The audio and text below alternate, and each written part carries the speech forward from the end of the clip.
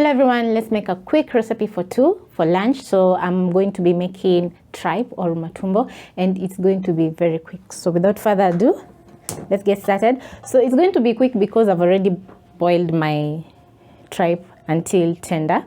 You have to boil matumbo because it's going to take a while. You don't want to eat tripe that is tough. Make it tender and you'll have a delicious meal.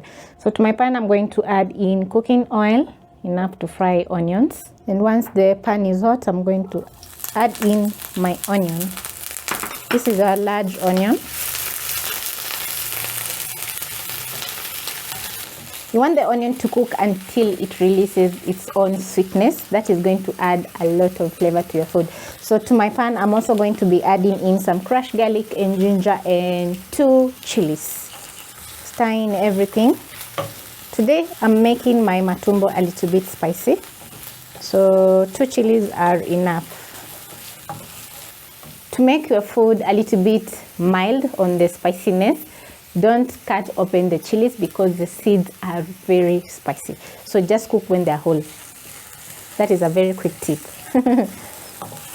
So to my pan, I'm also going to be adding in tomatoes. And then I'm going to cook until the tomatoes are soft. As my tomatoes are cooking, I'm going to be adding in some paprika, cumin, garlic powder, and 1 seasoning cube because the matumbo is not a lot. And then I'm going to stir in the spices and let the spices cook together with the tomatoes. My tomatoes are almost mushy, so I'm going to add in my tripe.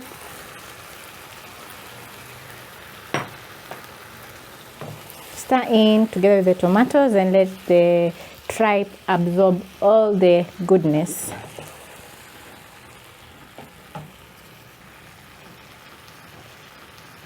Once everything is well combined, I'm going to be adding in a little bit of water so that my tripe can fully absorb all the flavors because it's going to be cooking in the well-seasoned tomatoes.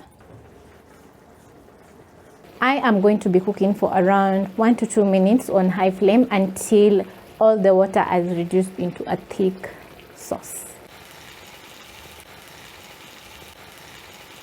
It's been around 3 to 4 minutes and my matumbo is looking very good and it's looking delicious also. So I'm going to stir in and the sauce has reduced. So I'm going to garnish with some coriander.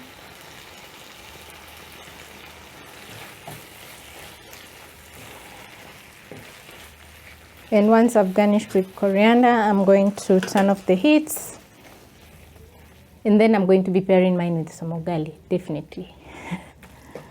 So always garnish your food with coriander because it adds a very nice flavor to your food. And don't cook the coriander, just add at the end and stir, leave it, and it will add a lot of flavor. So I hope you try out this amazing and simple matumbo recipe or tripe recipe, and you will surely enjoy at home.